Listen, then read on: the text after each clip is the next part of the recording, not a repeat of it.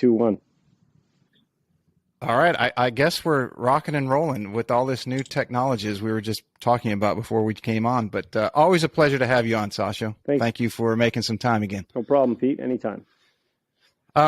Distance is obviously a widely or a highly talked about subject today. If you turn on the Golf Channel, between the panels and USGA and RNA just did their study and a whole bunch of different things. But everybody wants to hit it longer because you can obviously score much better. And you have done a lot of research on how to increase your swing speed. And I figured who better to talk to and have on for something that people want to learn more about. And that's how can people increase their swing speed. And you have a device that you've partnered, Marty Jertsen, I believe, is your partner on that, right? Yeah, that's right. Yeah, Marty. From Ping? Yep. VP of fitting and innovation. I think he may have changed his title, but VP of something important at Ping. Yeah.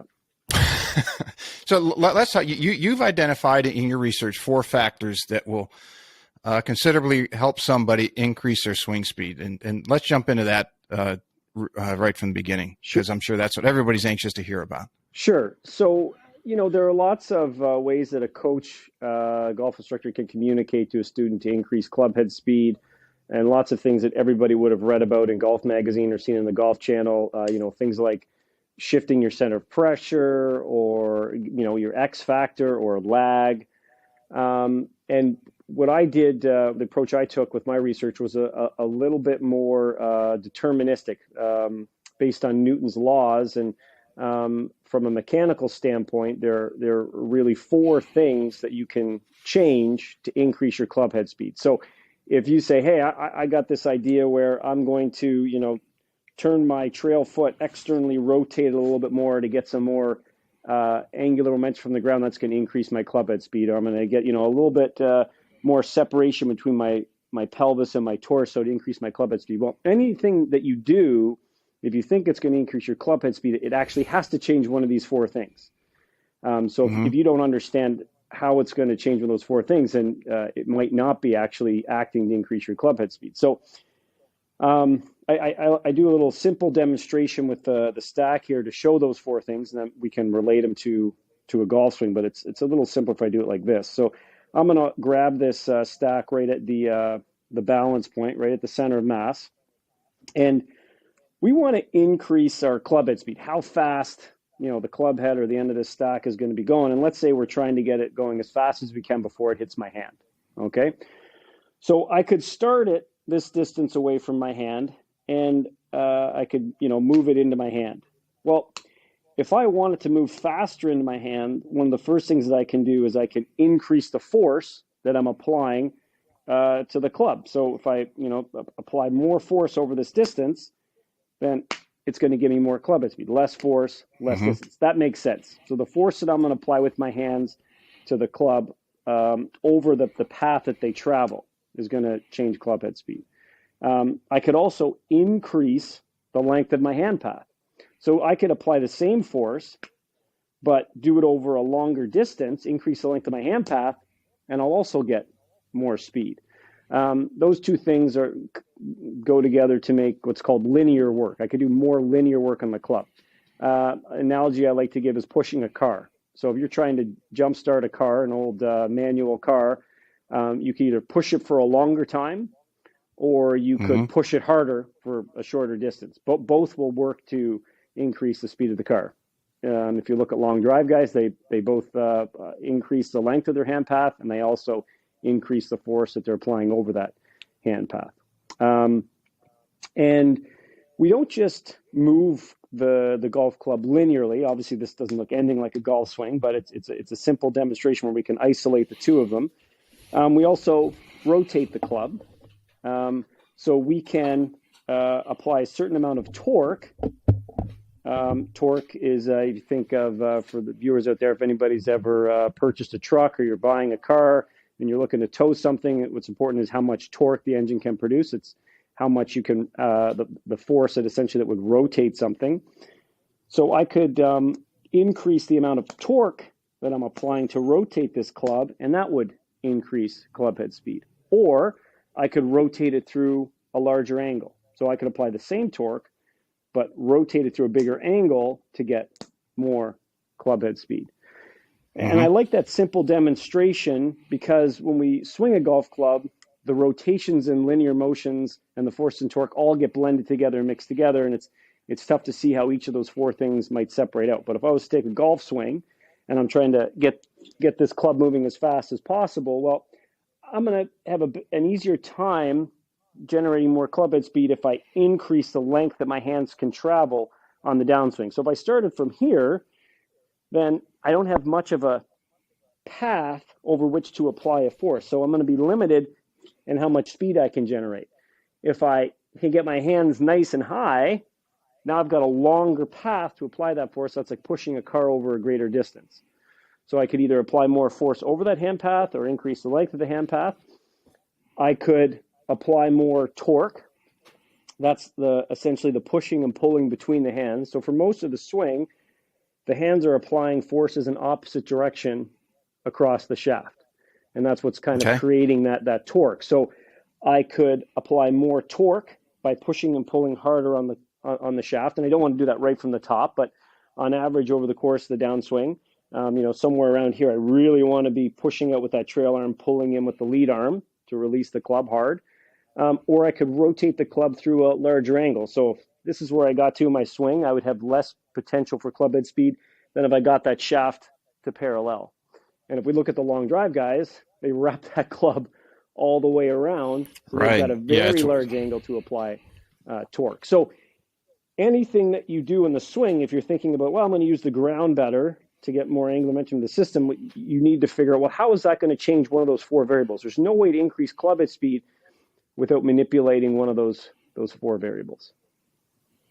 So how does ground reaction forces come into play with this? Because you do, as far as I know, you still do some consulting on with the work you do on that with FootJoy and shoe development. Yep.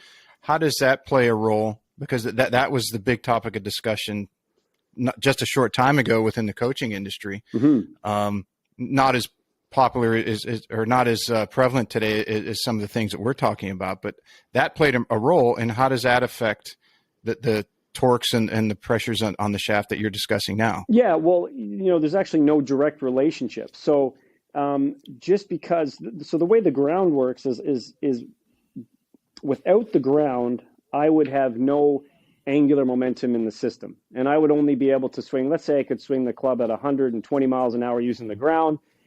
If you dropped me out of an airplane and said, swing this club as fast as you could, I'd probably only be able to swing it at 60 or 70 miles per hour, right? I would have zero angular momentum in my system. So any body parts that went to rotate the club and arms forward, I would spin backwards.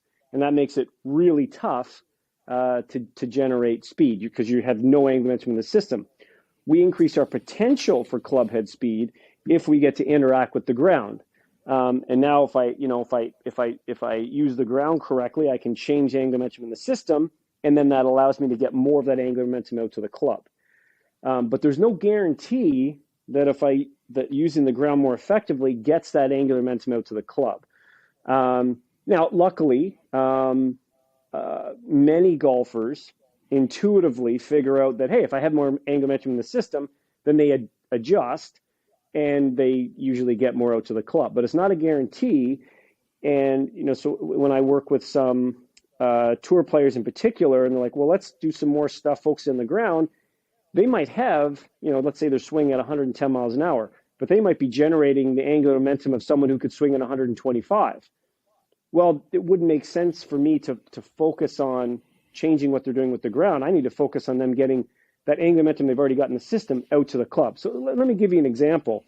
I'm standing on two force plates here, and I could take this club, and if I just sent someone my ground reaction force data, hey, look, this is the moments of force that you're producing by pushing and pulling, the whatever, all the vertical forces. If I sent all that data, it would look like, wow, this person's got a great ground reaction force pattern for a golf swing. They must have a really high club head speed.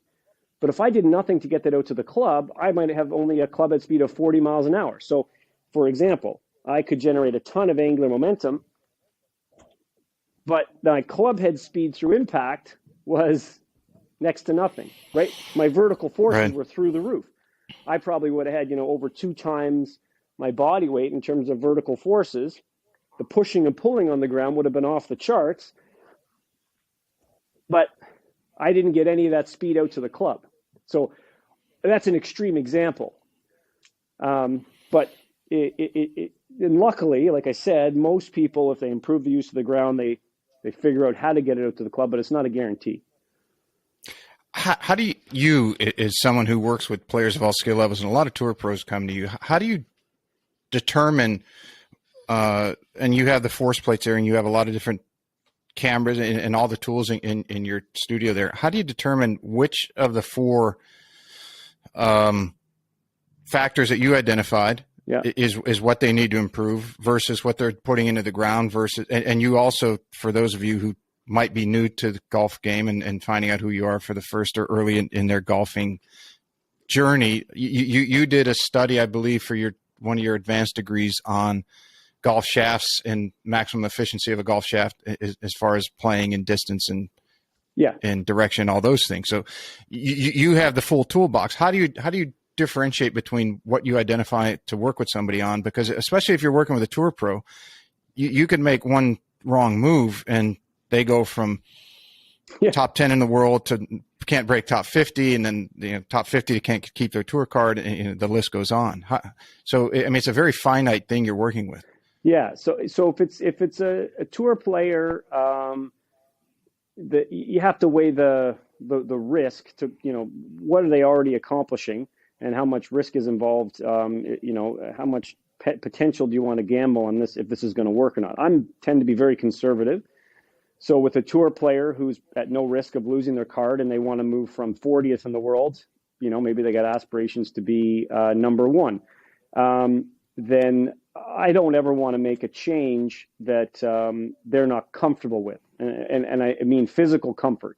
So I will first use some quantitative information, biomechanical information, to decide, hey, which of those four factors could be increased the most. So let's say, hypothetical, if it was like John Rahm and, his ball speed's off the charts, but it would be something that anybody could realize if they watch John Rahm swing. Let's say his ball speed was only at 172. Well, you'd say, you know what? Your hand path is ridiculously short. Right. But that guy, his downswing is so fast, he's probably not suffering from inputting a high level of force into the grip, but he just is doing it over such a short distance. Boy, if we wanted to get him to go from 172 to 180, we'd probably increase the length of his hand path. So I'm just giving you an example of, I'd look at him and I'd say, I don't even need to measure that. That's clearly a limitation. If you looked at someone like Daniel Berger, who looks like he dislocates his, loose shoulder to get where his hands are above his head, you'd say, okay, well, I'm not going to try to increase this person's hand path. So there's some visual things that you could relate to those four variables. And then, so let's say it was John Rahm, and obviously, and he's a great example because I think Michael Carroll, for those of you who don't fit for golf, you might know him better that way. I think he recently posted Rahm's numbers over the increase that he's gotten in ball speed the last 2 years. Yeah. What he's been doing has obviously been working. He does not need any help. I just picked him out because, that he does, in fact, have a short hand path. What's interesting about him is that, he could, in my mind, he could probably have 200-mile ball speed pretty easily. Doesn't need it. And I'm not suggesting he goes there. But without a doubt, if he increased the length of his swing, Tony Finau is a good example of someone who, I used to get, when I'd give a presentation on those four factors, some would say, well, hand path length doesn't matter. Look at Tony Finau. He's, currently ranked 5th in driving distance, and he's got a very short hand path, and he's swinging it at 122. Well, is 122 fast? And then, a year later, he comes out on Instagram and he's swinging it at 132, and his hands are up here, So I've got no doubt that John Rahm could probably, get his club head speed up to 132 himself. Doesn't need it, and that's probably not going to optimize his game. But just as an example, let's say that was something that, okay, we need to increase the length of your hand path. So then I would try to figure out, okay, well, what can we do with his body, his swing that would increase that hand path length?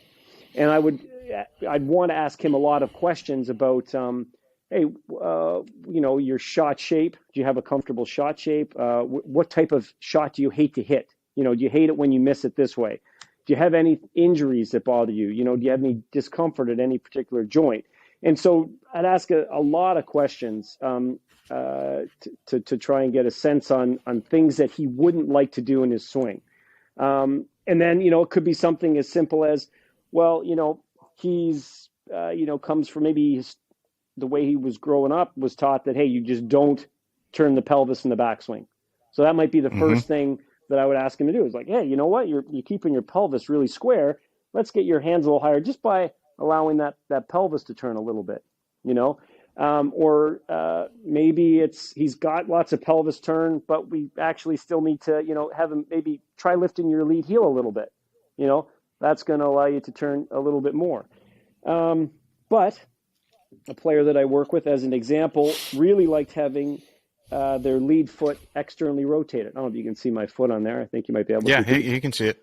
So here's an example of, let's say you wanted someone to increase their hand path length, but they really liked this foot position, right? A little externally rotated. Well, one thing I wouldn't do is get them to lift their lead heel. That's going to be a very awkward. Lifting my lead heel isn't going to work if I like that position. It works fine if I'm okay turning my foot like this. But lifting my lead heel, if I like being externally rotated at address, a little flared out, that is not going to be something that's going to increase the length of my hand path. So that's kind of a factor when you ask them about any physical limitations or what their common misses or what they're trying to do in their swing. If they had trouble where they would lose control of the club, if it's let's take an average golfer like an 18 handicap, and they're having trouble, their backswing running away, so maybe they open their lead foot to restrict some hip movement and closed in the trail foot. And now they're looking to get more distance, and you say, okay, how much distance and what do you want to give up to get that? Because the club starts running away again, you're losing center face contact. You might speed up, but you're not going to really hit it much longer. You're going to hit more crooked. Yeah. Are those factors that you're taking into account, something like that, as you put the recipe together? Absolutely. And without measuring, you mentioned, ground reaction force. So if you have, can I visually, I'm fortunate enough to have looked at thousands of swings visually and associated them with the ground reaction force data. So then you kind of get to know, hey, now have a pretty good idea on what's going on with the ground reaction forces when I just look at a video, if that makes sense, because you've had the time to associate that. You've seen enough of it, you know exactly what you're looking at. Yeah, exactly. And so if you have let's say a smaller player, like someone that's not like Gary Woodland, but someone that's maybe like a Tommy Fleetwood or somebody who's not a large person, and I'm trying to figure out, hey, could they get a little bit more from the ground? Maybe it really looks like they've got a lot of lag, they've got excellent sequencing. Looks like that what's going on in the body is pretty good. They're getting a lot of momentum out to the club. Maybe they're even a little bit closed at impact. So suggesting that speed has gotten from the body out to the club. Then I would say, okay, well, I would look at what's that lead foot doing through impact. So an extreme example of someone who has a ton of angular momentum in the system would be Matt Wolff. Okay, so that guy's got angular momentum to spare, because you can see that through impact, not only does his foot leave the ground, but it also it pulls back away. He's doing it like the long drive guys are doing. Yeah, so Kyle Berkshire would be a really extreme example of this. He always has angular momentum in the system to spare. And that's awesome for long drive, because you don't want to have the ability where, you sync everything up within your body perfectly to get the angular momentum out to the club, but you didn't have enough in the system to get it out there. So it's, he's always got, he ends up like this, after the ball's gone. It amazes me how guys can do that and still hit it relatively straight, that they're opening up that much. Yeah. That it's pulling them away, from their whole body away from the ball. But I guess that's the opposing forces that are working. You're pushing so hard one way, and as you mentioned, that the angular momentum and everything else is going another. Yeah. So if you've got someone who is looking to get more speed, it looks like they're very efficient at getting what they've generated in their body out to the club, but that front foot stays firmly planted, and they hit this nice comfortable pose position. Then that's an indication to me that, I'd like to see that, foot get maybe a little bit of air time and move back a bit.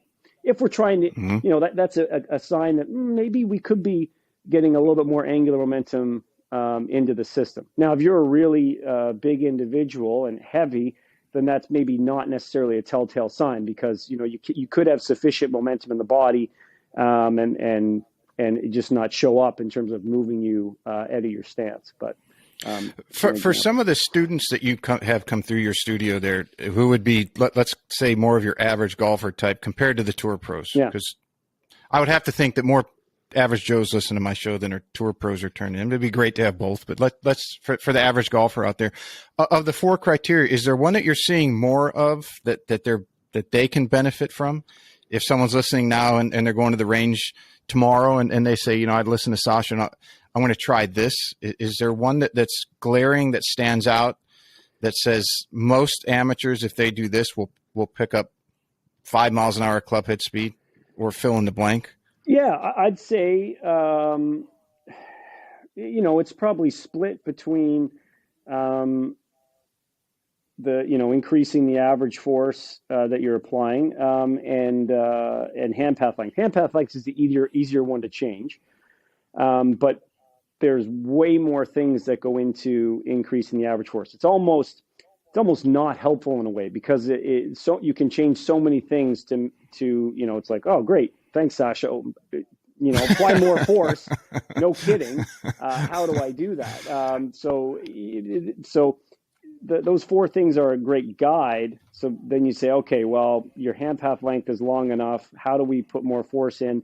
And from my perspective, the easiest way to do that, and that would apply to most people, is improving your transition sequence.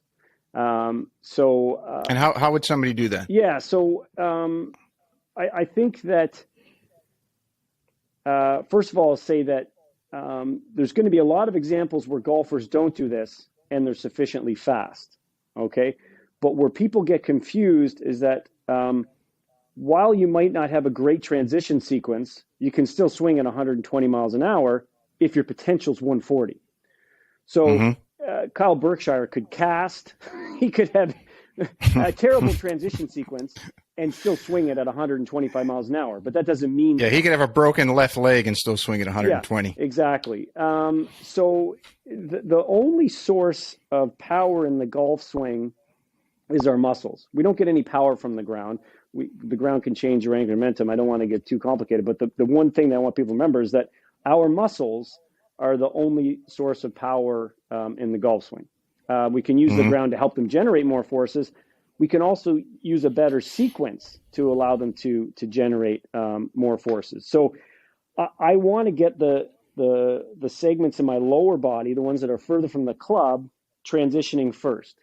Okay, that helps because some of the power, most of the power in the swing is going to come from the muscles in the core, the muscles that are going to turn my upper body relative to my pelvis. The things, there's muscles in the back called the erector spinae. There's the internal, external obliques. And if I decide that I'm going to start my torso down first, okay, and then I'm going to turn my pelvis, this pelvis is going to have a really tough time to pull the torso along, and it's going to create a situation with those muscles in my core where they're going to be producing less force, right? So I want to be in a situation where, as I end the backswing, that lower body starts to turn. I'm trying to build up, some tension in those obliques, and that's then when they reach a really high level, then they're going to start to pull my upper body along. And then the same thing with, the muscles across the lead shoulder, right? So there's a little bit of a stretch there, and I start to contract those muscles that go into my scapula across the lead shoulder. So they end up producing more force than they would if I didn't have that transition sequence. And so that allowing those muscles to stretch, start their contraction at a high level of force, means that they produce more energy in the system. They're more powerful, and if we have more energy in the system, that means we can get more of it out to the club. So it's a good transition sequence. Allows your muscles to do more work, give you more potential for club head speed. And then that speaks to the idea from proximal to distal. Yeah. That the body is wrote. And for some people who don't, proximal would be close proximity to the center of your body. Distal would be out to your fingertips as two extremes, right? That's right. And so, just to clarify, there has been a lot of focus, and it's not necessarily a terrible thing, but I'm not talking about when the segments are moving the fastest. I'm talking about when we start to move them in the downswing. Mm-hmm. I think the transition sequence is more important than necessarily the peak speeds of the segments. Let me ask you this, as you were talking about forces and musculature in weight training. Obviously, Bryson has made this very popular, and rightfully so. I mean, if we go back to when you and I would have been younger, and Bill Glasson comes to mind, because he had so many injuries, and he did a lot of weight training to musculature to protect what he had damaged. But weight training was always the taboo of a golfer. You'd lose this, you'd lose touch, you'd lose feel, etc. But Bryson has made it very popular, and in the modern game, it's very popular. But strength or power does not equal speed directly. So how do you differentiate? Because from what I can gather, and talking to a guy J.P. Guidry on the other day, and obviously Dan Hellman, and Dan, mm-hmm. and I had Michael Carroll on, and I talked to these guys a lot. I think some of the common consensus is that stronger musculature allows the governor to be reduced some within the human system, and that it knows that it's safer, so it allows the body to move faster without fear of hurting itself or damage. Neuromuscular drive has been floated out there is another reason that the heavier weight you lift, the neural drive goes up, so there's a correlation to the golf swing. What are you seeing?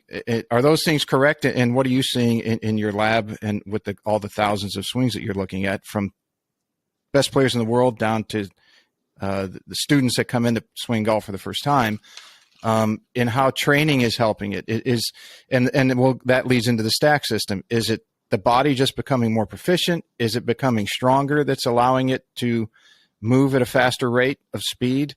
Is it a combination of those things? What are you seeing from your end and your perspective? Yeah, so I would probably agree with 90% of that.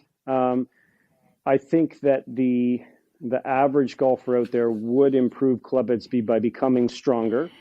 Mm-hmm. But the golf club, the toughest club in the bag to swing, the driver, weighs 320 grams. So it's not a sledgehammer. So we can quickly reach a point where adding more strength will have little benefit. But there are thousands of golfers out there who sit at a desk all day and have never done anything to improve their level of strength that would benefit from that. If I've got 195 grams in the stack here, I swing this at the same speed as my driver. If I could attach a virtual driver head, then these two things would be going the same speed. That's going to be pulling on me with 130 pounds of force through impact. When I swing this at my driver club head speed. So I can go and deadlift 400 pounds. So that's not really a limitation for me. And I'm not particularly strong. I'm stronger than average, but increasing my level of strength, I can go into the gym and do 12 pull-ups and, curl 40-pound dumbbells. I would see very little increase in club head speed if I got stronger. But if you couldn't do a pull-up and you couldn't do a deadlift of 145 pounds, then now that's probably a limiting factor, and that's going to unlock some potential. Right. It's a recipe for each individual. Yeah. Right. Like what I don't necessarily agree with, to say something somewhat controversial, is I've never seen any evidence for this, is that adding muscle mass, it somehow buffers you for injury prevention, or prevents, I know some people say, well, don't do speed training until you get a sufficient level of strength first. And it's one of those things that maybe sounds intuitive, but then if you start asking questions, that I don't understand why that would necessarily be the case. It's kind of a nice thought, but does it have any practical application? Someone would have to really explain to me why that would be true. If I'm swinging my driver at 110 miles an hour, there's some kid that weighs 125 pounds, 14-year-old, and they're swinging their driver 120 miles an hour. Are they going to injure themselves unless they have more muscle? I don't know. You see kids max sprinting around the playgrounds, or do we ever worry that, or if they jump off the top of the monkey bars, that they're going to injure themselves if they didn't have more muscle mass? Not really a thought. Does that mean that, you can't handle that extra speed, so don't drop this down to 20 grams. If you're swinging at 110, don't drop this down to 20 grams and swing at 130 because you don't have enough muscle to handle that speed. Well, does that mean that I can't go play badminton, where now my racket speed's 150 miles an hour?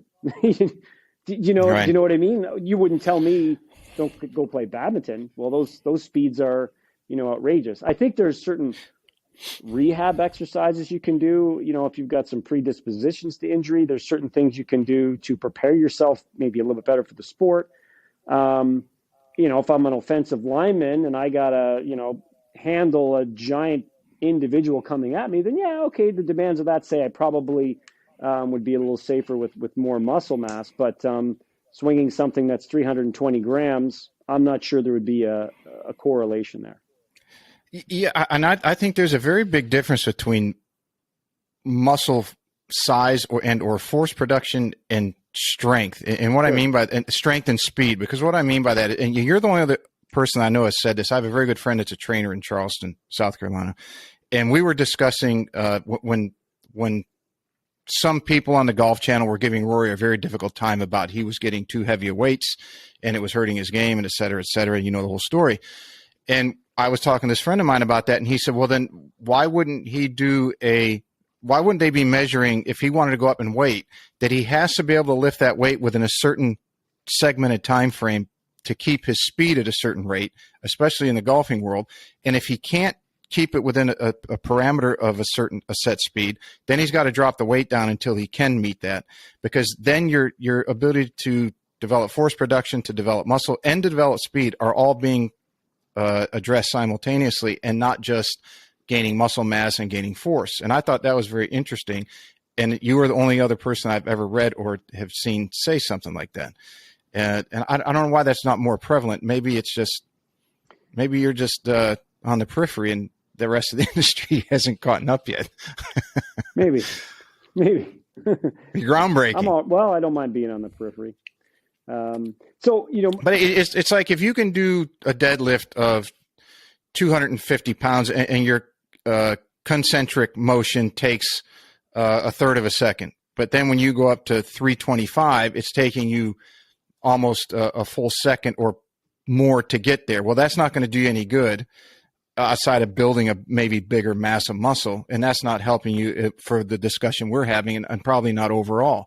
But if you can slowly develop to where you go 275 to, let's say, 300, you can still keep it under half a second, but then you go 350 and now you're at 1.2 seconds. Okay, now we got to back you down until you can develop that speed or maintain a certain speed of lift and concentric, or the eccentric portion, just as well, whatever they're working on.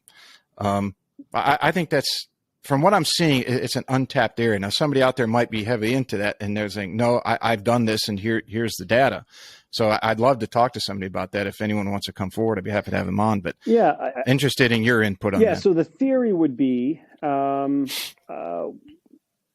more muscle size. If I was to train, I can increase the number of, if you look at a muscle there, the contractile unit of muscle is called a sarcomere. And if I train to lift heavy, then I could increase the number of sarcomeres. I could also increase the number of muscle fibers that I recruit, because my body's saying, hey, well, we need to learn to produce more force. I'm going to recruit more muscle fibers. And so the theory is, let's do this specific heavy type training, even though, we might be doing it slowly, we're going to increase muscle mass and then give us more potential for force. That's the theory. And then you'd say, okay, let's go do some speed training. And now we'll train those increased muscle fibers, and the fact that we're now potentially contracting more of them to move faster. That would be the standard theory. And there might be something to that. It'd be really tough to prove. We do know that getting a little bit stronger can help you swing faster. And certainly, I would say that doing Olympic lifting, like power cleans or snatch, would have a much greater potential to increase your club head speed than just straight up deadlifts, where the focus isn't on, hey, let's apply a lot of force over a long period of time. It might take me 2.5, 3 seconds to do a max deadlift. I'd be better off doing half that weight and power cleaning it, as fast as I could. But there's, from a golfing perspective, there's an inherent, a little bit higher risk of injuring yourself. That you want to, those are very technical lifts. Is it worth, potentially hurting your back, potentially hurting your wrist? Is it worth the trade-off? And that's where I always land on stuff like overspeed training, because, and overload training with a club, because it's so close to the sport. You're just changing the stimulus a little bit. You're still going to do all those things. You're still going to recruit more muscle fibers. You're still going to adapt your muscle fibers to increase size a little bit if that's what they need. If we need to recruit more motor neurons, increase the rate at which we're recruiting them. So as long as you have a little bit of muscle mass, overload and overspeed training can give you a lot of bang for your buck. Yeah, because you look at the long drive. Let's take the extreme, the long drive industry, and you had someone like Jamie Sedlowski, who what was 175 pounds at his peak. Yeah, I think he started at 165. Right. Yeah, right. And then you had someone like Jason Zubak, who's just a massive man, and they were both phenomenal at what they did. So they're and as Doc Scott Lynn and I talked about this, is with all the information that's being absorbed now and gathered, is it's getting to differentiate between who needs what, because all of it, all these arguments are arguing things, and they're both, what I found out is many of them are right if applied to the person in the right recipe. Yeah. Those would be two examples. But the reason I brought that up, that I heard you say it, was, let's get into the stack system, is if somebody puts too much weight in there and they actually slows down their speed, then you know that they've gone too far. Is that correct? Because I have some students who have it. I haven't put my hands on it yet. Yeah, okay. I'll make sure to get you one, Pete. Yeah, so the general idea behind the stack system is that if we're going to do overload and overspeed training. Overload and overspeed training are kind of terms used when the exercise is very, very similar to the sporting skill you're trying to do.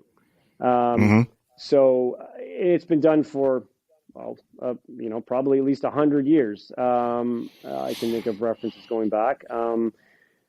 But the idea, we're more commonly aware of overload. So if I was going to train to increase my jump height, I'd put a weighted vest on or do something to increase my load. And then if I tried to do a jump, I'd be forced to apply more force to the ground and in my muscles to jump high. And that makes sense. That's intuitive. Or I'd tow a sled. Hey, I'm going to try to sprint faster, hook me up to a sled. And now I'm going to be applying more ground reaction forces. My muscles need to apply more force. That's overload, and that's good. That's going to, stimulate me to recruit more muscle fibers. It's going to maybe help change to adapt my muscle fibers to be a little bit larger. But interestingly enough, and there's just as many studies out there that show that overspeed training, so still doing a sporting skill very similar, but now you are increasing the speed at which you do the movement. So with jumping, a common one is they tie a bungee cord to the roof, strap it onto my back or through some type of harness. And now when I jump, I'm a lot lighter and I go through the jumping motion a lot faster. And if I train that way, hey, look, I've also improved how high I can jump. Or with sprinting, there's some Scandinavian folks that have developed some really fascinating technical equipment that will pull on you with the precise load as you're running to help you run just that right amount faster. And that improves speed. So towing stuff, overspeed, even very simplistically, Jamaican sprinters will do slight incline and decline running to simulate overload and overspeed. And they both work because they both have different mechanisms. So the overspeed will probably stimulate my nervous system to send signals to my muscles at a faster rate to contract, whereas the overload is telling more muscle fibers to contract. And if you go just the right amount above and below to get an overload and an overspeed, then you'll see the fastest adaptation. And so it's a neurological adaptation and it's a physiological adaptation simultaneous. Yeah, that's right. And certainly initially the neurological one covers more ground, that branch of things, and you can see the greatest improvements, changing it's tough to separate neural and the physiological, but the biggest one right away for a lot of people is percent of max effort. So people don't realize, especially LPGA folks, for whatever reason, they might think, oh yeah, that's all I can. That's it. That's my 100% max effort, and they fully believe that is me swinging as hard as I can. But you give them a radar, say no, I think you have more in the tank, and all of a sudden they realize, yeah, okay, I can swing a lot faster. And it's not just LPGA players. There are lots of PGA players. Just seems to be predominantly that group where I see it. So that just the act of, I can exert more effort. Their perception of what was a high level of effort was not correct. So that would be neurological based. And then the next biggest one is changing your swing technique. So you've got, something sitting in your motor cortex, a pattern. There's different theories about how motor control works. But hey, what sequence do I start to contract my muscles in? Contract my bicep, my deltoid, and I turn here, and then I, contract my obliques. So just the fact that I've got a radar down there in the ground and I'm trying to make that number higher, then we can kind of self-organize into, you know what, I did that and that number got a bit higher. I wonder if I, kind of have that feeling again. And so you can kind of self-organize into a movement pattern. So that's also neural. You can improve your swing technique just by getting that feedback. And so those are both neural. Those would be at the top. And then you've got things that, once you see those initial, 4, 5, 6, 7 miles per hour, then you start to make the adaptations to the nervous system, like increasing the myelination of fibers, increasing the chemicals that help transmit those signals from the nervous system to the muscles. And then, as you get into training for a year or 2 years, then you might start to see changes in the muscles themselves, like the chemicals that make up the muscle, the fiber type, the pennation angle of a muscle, tendon thickness. But those changes would be a little bit further down the road. That's a long game development. But it works for starting in the beginning. So explain for those who might not have heard about the stack yet, and as it's gaining ground very quickly, explain how the system works. Yeah, so it's one club. It's the length of a hybrid, and we've got 5 weights that you can interchange on here, which gives us 30 different weight combinations. And did a lot of research in deciding, hey, how long do we want this? And what are the specific weights that we can load on so that we can specifically target an overload or an overspeed stimulus? So, for example, just to have people understand that it's not as simple as grab something that's heavier or lighter. With the 195 gram condition, the 95% of adult male golfers will swing this at the same speed as their driver. So it's not creating an overspeed stimulus. But because of the added weight over the driver, this thing's a little bit heavier than your driver, you actually create an overload scenario. So even though I would be swinging this at the same speed as my driver, the same shaft angular velocity, if I had a fake driver head out here, they'd be going the same speed. The forces that I'm applying in my muscles and to the grip are slightly increased. So I'm getting an overload training effect, even though I'm swinging. Because it's shorter and heavier. It's shorter, than your right? driver. And that's why we've settled on this length. And I could then say, okay, well, I'm going to drop this down to, from 195, and I'm going to take off 75, and now I'm at 120, and now that's going to create an overspeed situation. So your body's going to have to reformulate as it moves faster how to sequence everything in the way that it is learned to sequence we'll call it a normal swing. Yeah, that's right. Right. My muscle fibers have to now contract faster, so I need to send signals to them faster.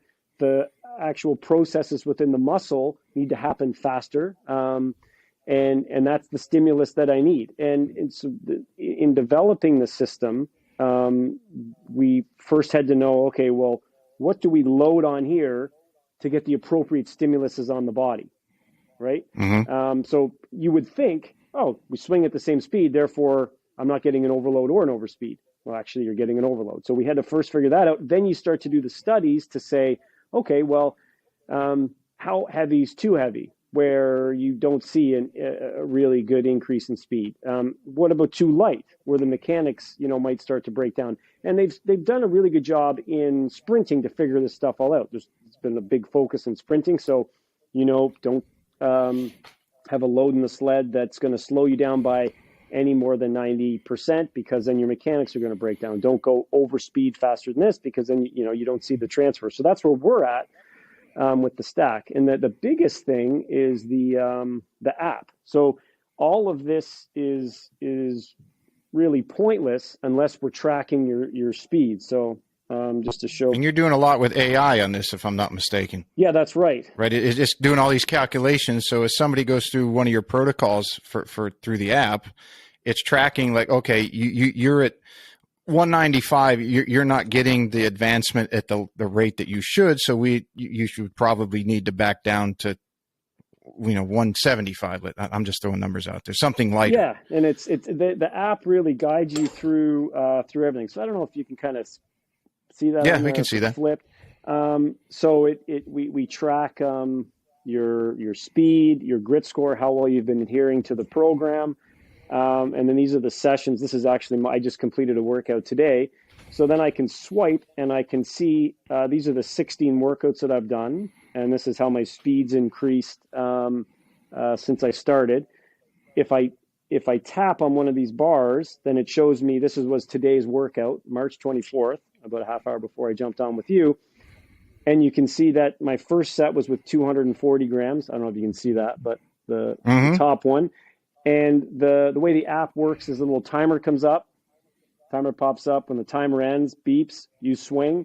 You talk the speed into the system. It records it. And now the app takes this information and all the information from my previous workouts and determines what my next workout should be. So some people have said, hey. Got it. So your own personal trainer. Yeah, absolutely. And all the weights get adjusted because it's not about this weight that you put on here isn't the end variable. The end variable is how fast I'm moving relative to my current speed and how much load is being put on my body relative to the load that's being applied to me when I swing my driver. So that's different for different people. So you and I, let's say both our driver speeds are 110, but you might swing 120 grams a lot faster than me. And that means that instead of you swinging 120 grams, the app will say, no, we want you swinging at 140 grams because we wanted a certain percentage of your speed and a certain percentage of the force you're applying. So the app continually changes. So that you're not getting overloaded in one way. It's keeping you somewhat balanced as you're progressing through the entire thing so you don't have a large disparity. Is that right? Yeah. In some programs, so there's an initially... see if I can pull up that my baseline session. So everybody gets put through a baseline session here. Let me close out. I'll swipe to my my baseline testing. I'll show that right at the end here. Here we go, testing speeds. So this was my initial test, and it shows that the app will ask you to swing different weights, light ones, heavy ones, and your driver. And based on this information, it will say, hey, are you swinging light stuff really fast or really slow relative to your driver? How about heavy stuff? Are you swinging it really fast or really slow? And some other questions we ask, and it will recommend a program based on, if I swing heavy stuff really slow, then the program I get recommended will be, hey, you probably need to work on overload a bit more. So that program will be a little bit more focused on overload. And then after I'm done this program, you do a progress check, which is another baseline, and it reevaluates. We've also got single arm only and lead arm only swings. So if you've got a big discrepancy, it might put you into a program that trains one arm more than the other. What's really cool is now we've got, this is where the AI mostly comes in, is that now that we've got over 5,000 users, I guess almost 5,500 now, that have completed, 12 or 14,000 programs with data on every single swing, we now know things that we can change. What the AI is changing in the app. So initially, we had, as an example of something that the software changed, so on cool. its own. That's the coolest thing in the world. Yeah, was that I initially programmed in, based on early research, that, hey, the single arm programs, lead arm enhancer, trail arm enhancer, were 24 sessions. But after watching golfers go through, and then they would peak, and all of a sudden their arms are balanced after 12 sessions, then it was, once the app saw that, it was like, all right, we don't need you in this for 24 sessions. So now the number of sessions has dropped down, and now it's sitting at 12 sessions. The rests have changed. So even though this is one that, even though we prescribe rest, 25 seconds between swings, say 3 minutes between sets, and it guides you through that, some people don't follow it exactly. And this wasn't part of the plan, but the app knows that. We know your actual rest time. And so the programs now have shorter rest. So now we're down to 20 seconds instead of 25. And some of the programs are down to 90 seconds for some of the sessions between sets. Some of them have stayed at 180. The stuff that I wouldn't have been able to figure out without these thousands and thousands of data points. And so yeah, it just keeps getting better, which is pretty cool. Yeah, we probably have more speed data than anybody on the planet. I don't know of any other system out there that's actually self-evolving like that. Is there an opposite swing the way some of the other speed systems advise as well, or is it the stack just going in the one direction? Just one direction, and I've done research on this. So our goal is to, first of all, get you as fast as you can get with as little amount of time and effort as possible, and then maintain you there with as little effort and time as possible. And so the research study I did a few years ago was, okay, hey, I don't really agree with the theory, but that doesn't mean that there shouldn't be some science to back up my disagreement. So let's take a group of golfers, and they're going to do 36 swings. That would be a lot for a speed training session, but they're going to do half 18 non-dominant and half dominant. And then another group is going to swing 36 all the regular way, all dominant swings. Right. And then I'd have other groups in there, a group that only swings driver. In all my research, I would always just have hey, you're just going to go swing your driver really hard. And, if you have on-trained individuals, everybody gets a little bit faster. So that's not surprising. Even if you just go swing your driver, you'll start to, as hard as you can, you will start to see some speed increases. They won't be as fast, and you'll plateau quicker, but you'll see some increases. But what was very clear is that if you combine dominant and non-dominant, your rate of speed increase is less, and you will be less by the time the program ends. You will not have gained as much speed if you do dominant only. What I didn't do, because to me, the question was answered, was, what if you just did, non-dominant only, or what, there's other variations of that. But to me, it was like that answered the question. The theory never made any sense to me to begin with. So the theory, the most popular theory that I would say is used is, hey, if I'm normally a lefty, okay, and one of the theories you hear is you can only accelerate as fast as you can decelerate.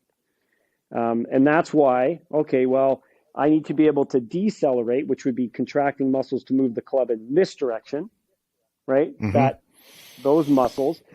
Well, I'm not going to swing as fast that way as I could because I can't slow this down. So, hey, let's swing this way to train those muscles that would be the decelerators. So let's say that's true, which I don't necessarily believe, but let's say it is true. Well, it's not really working the same muscle in an eccentric fashion that would be required to slow it down. Right. So, in my opinion. Right. So let's take and sometimes it's not even the same muscles. So, I'm using my rhomboids here and my let's say my posterior delt and that lead arm to swing this way, but on the trail side, I might not necessarily be using it. I might be using more lat, or it's in a completely different position to slow it down. This arm is not in the same position. Bicep's a good example. I would use a lot of bicep to slow down that club. Well, I'm not using bicep at all if I swing this way. And more to your point, they're concentric contractions at a relatively low level because I can't swing at 110 miles per hour my non-dominant way. So the level of force is less, the contraction type is different. But so you'd say, okay, well, let's say this deceleration thing is important. Well, if the goal is to swing faster while hitting a ball, so if I put that on the tee, and the deceleration portion would be the lead leg catching everything and then slowing down, wouldn't it be? Maybe. Could be the lead leg, could be doing the decelerating. Let's even assume, best case scenario, it is the muscles.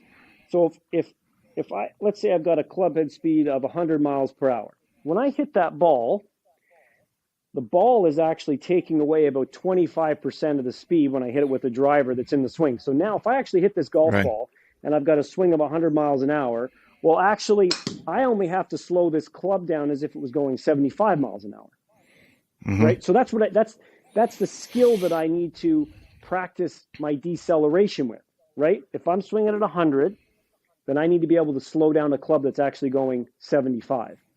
Well, if I grab the stack or even just my driver, and now let's say I swing my driver and there's no ball there, but I swing at 100 miles an hour, well, now I'm training those decelerators to slow down a club that's going 100 miles an hour.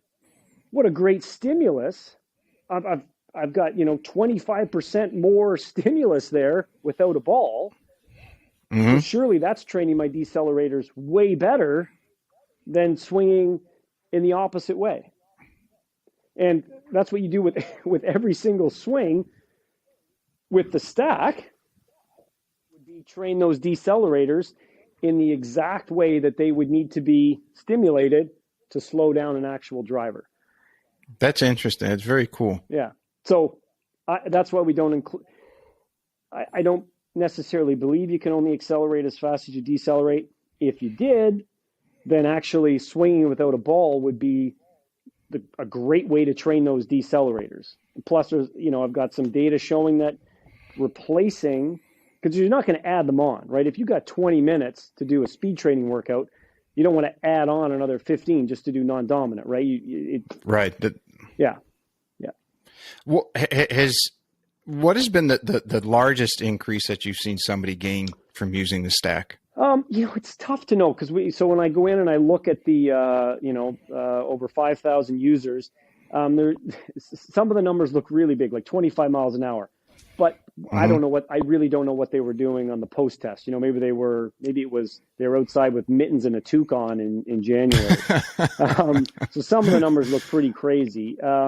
But on average for our last 1,000 programs that were completed, so this would be for some people, it'll be either second or third program. I could do a better way of sorting, but the average is about 6 miles per hour over 6 weeks. That's pretty good. Yeah.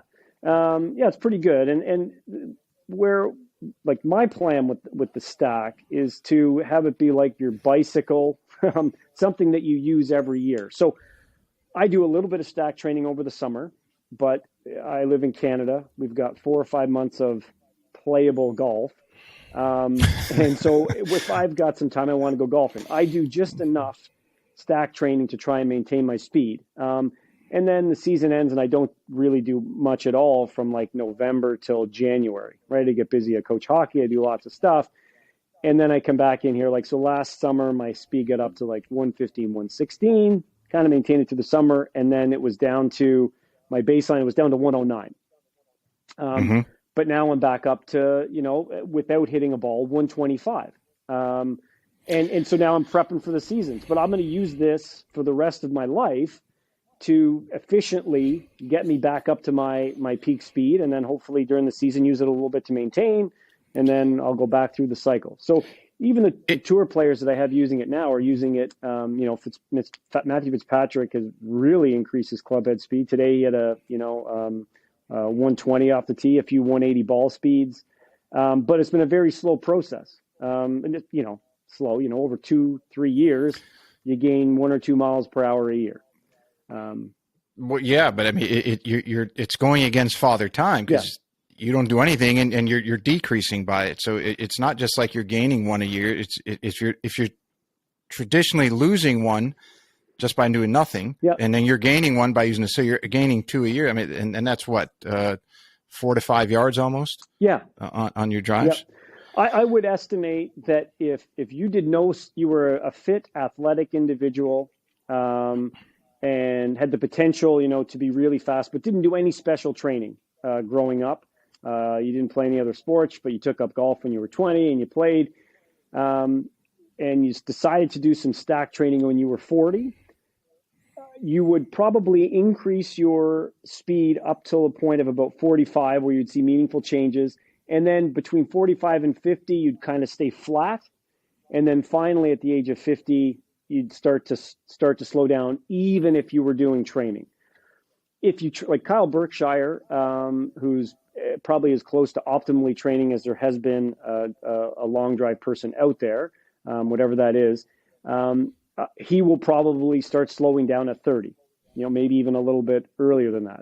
Because that's just the way. Well, yeah. The body changes, the hormonal, the testosterone starts to drop, and the litany of other things. Yeah. For that level. It's interesting that what you said earlier, that people have been using weight training or overstimulated by using a heavier device. I used to play a lot of golf with Ron Wilson, the hockey coach, and he came back one year and he had picked up at least 30 yards on his irons and almost 50 on his driver. And we said, what the hell did you do? And he had the team training with heavier pucks that year, and he was working out with them. So all season he was shooting and passing and the whole thing with heavier pucks, and just the movements and everything that you just described. I mean, he didn't change his swing at all, and he picked up a massive amount of yardage. And then I had Blake Austin, who's a baseball hitting coach. He's they call him the mad scientist out of Atlanta. And he told me, and we had the discussion about how golf has been kind of late to the game, but baseball, from the day it was spawned, they've been training for speed. But they use a lot. One thing he uses is heavy baseballs at different weights. Sure. But which I thought was very interesting. I didn't know how you could use that. Maybe that's something you could think about. We'll talk about some other time, is how to use a heavy golf ball, because you don't want to be cracking faces, and how that would be utilized would be interesting. Yeah. Well, what's interesting is that it actually, I did have someone actually approach me about that, but it would have no training stimulus on the body whatsoever. The ball would crack faces, it might do something to injure you, but everything that matters in terms of a training stimulus happens before impact. Very different than, say, hockey. I have I coach hockey. I'm coaching hockey in an hour from now. Certainly the heavy pucks work for hockey and for shooting, because the puck is in contact with the stick long enough, and you want to train the force that you apply to the hockey stick during a slap shot while it's first in contact with the ice and then in contact with the puck matters. So that's a training stimulus you want to improve. Unless you were hitting balls that have really thick rough all the time, then training for what happens right at impact or during impact probably wouldn't be very beneficial. But if you actually had to go hit out of the rough all the time, probably training hitting balls out of the rough would be helpful. It might increase your chance of injury. Johnny Miller used to say it in the early part of the year, he would go hit balls out of the sand to get his hand strength back, whether that was BS or not. But for him, he seemed to think it helped. Yeah, I think that if you, that seems reasonable to me, for sure. I think that if you hit a lot of balls out of sand and you cut them heavy, then it might even help you in transition a little bit. Yeah. Yeah. Where, and I'll have all the links and everything. Where can people go check out the Stack System and buy it and follow it and all those good things? Thestacksystem.com, thestacksystem.com. Our Instagram page is really cool. Yeah, it is. I highly recommend. And again, I'll have your links to all your stuff, and I'll have another section for the Stack links all put together in the summary. Perfect. Awesome. You got some time this episode to do a couple of rapid fire? Sure. Yeah, that's right. Or you got to get running. We're good. All right. So this one would be modified for you just a little bit since you're from Canada. I usually ask if the Ryder Cup walk-up song, but if you were on you made the President's Cup, you were a captain's pick. They said, Sasha, we need some help. No one can make it. Can you play for us? What would be your walk-up song to the first tee? Well, it's going to be a Tragically Hip song. It's probably going to be, this is obscure, but The Completists by the Tragically Hip. That's obscure. Okay. If somebody gave you $500 to buy something that you absolutely love, what would it be? $500 to buy something that I'd like to say a green feed. You know what? I'd like a hot shaving machine. One of those machines that pump out the hot. Oh, the warm shaving cream, old school stuff. Yeah. Someone gave me this. My Michael and Bob were like, "Hey, you got to spend this right now, Michael." Yeah, there you go. All right. Let's see. Rapid fire. Right. You walk into a McDonald's because you've got kids, so I'm sure you've been into a few. Yep. Well, what's the first thing you order? The only thing I'll order from McDonald's is the quarter pounder BLT. So I need some kind of lettuce or tomato. But I've completely flipped to A&W. So we used to go to McDonald's, nice. But yeah, you know what? I think the beef at A&W is a little bit more beef. All right. Best James Bond. Who is the best James Bond? I love James Bond. Yeah, I like Daniel Craig. I'm going to go with Daniel. I thought those last few movies were pretty awesome. Yeah.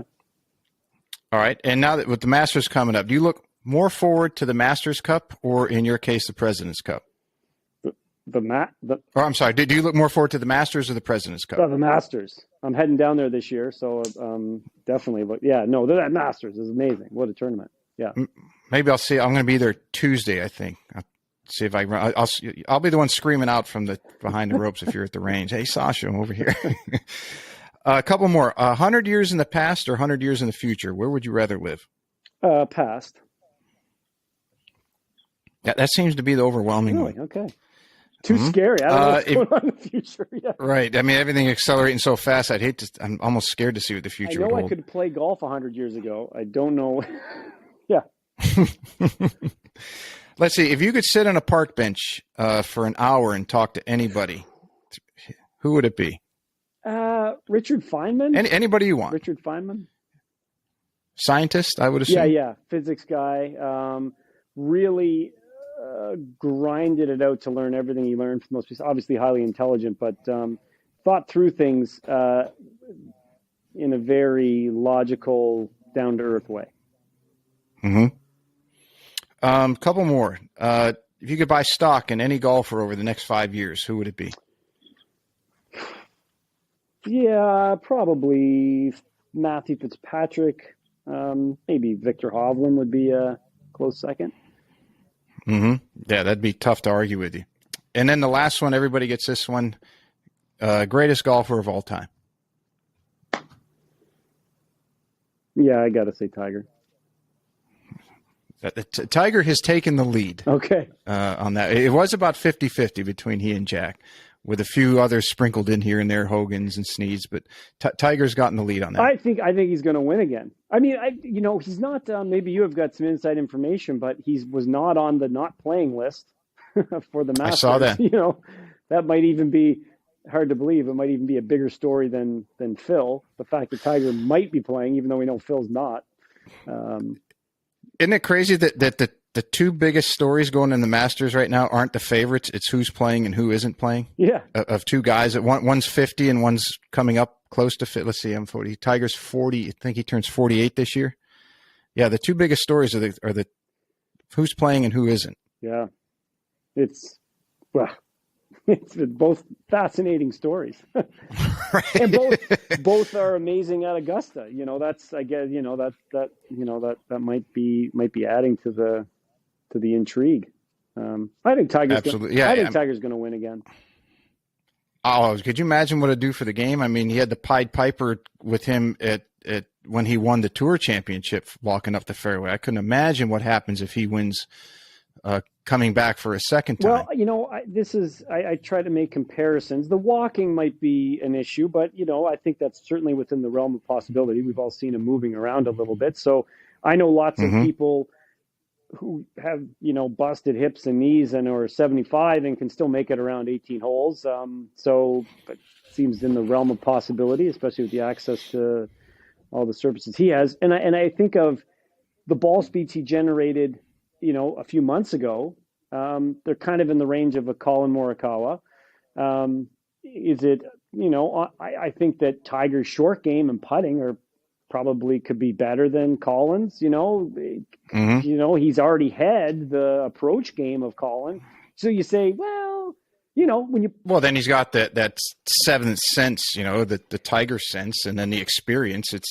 I don't put it this way. I don't think anybody will bet against him. I bet for him. I think that's what's awesome about golf. I just sit there and I look at it. There is one fraction of me, and maybe he put. Maybe I like to think that this podcast is big enough that he puts us on his wall as inspiration. But it's just like, he's had the back and the knee and now the leg. It's like, if one of those things is irritating him, he doesn't have the abilities with the injuries he's had. I wouldn't think, for the other areas to make up the difference that somebody who doesn't have those injuries is making up. Follow what I'm saying? So if his leg's really bothering him, does his back have the capacity to make up, or is going to take more of the forces than his leg will? And this is probably at minute levels, but over the course of 4 days, is that something that even Tiger Woods would have trouble overcoming? That's the only thing that I can see that would derail him. Yeah, and I, like, he's already done it. U.S. Open, that you can't get a knee worse than that. Right. I don't know, but he did it. So it's like, he just seems to prove everyone that says no. He's done it. He's done it so many times, and it's like, can you do it again? In that U.S. Open, when he beat Rocco, than he did playing in the PNC. So maybe he feels good Thursday, Friday, Saturday feels good. Sunday he's in excruciating pain. Been there, done that. I've been there, done it, and I've won. Yeah, that's what I mean. Is what his thinking is. I'm not Tiger Woods, but certainly I'm in way worse shape than I have ever been. Like, I've got lots of orthopedic issues, and I'm playing better golf now than I did when I was 20, despite those orthopedic issues. I've had an ACL replaced. My arm is basically a glorified prosthetic limb. I've got a third degree separation of my AC joint. I don't know if you can see my AC joint moving around there. Well, if you quit jumping over moving cars, you might not be hurt so much. And my point is that body hurts, but I don't know. I feel like Tiger's kind of been through that. I think he can do it if he can walk around the course, and I think he can do that. Then I wouldn't count. I tell you, it's going to be fun to watch. Yeah, that's for sure. Well, as always, it's been awesome. I always appreciate. I always enjoy sitting down talking to you. every time I do, I think this is the third time, I just become smarter. Okay, good. And I do promise you, as soon as I can, I will do that some work on that putting that we discussed. God, is coming up on almost 3 years ago that I never got around to with COVID. Yep. And I'll email you about that and let you know what I'm referring to in a little more in detail. All right. Thanks, Pete. Awesome. Thank you, Sasha. All right. Have a good night. You too.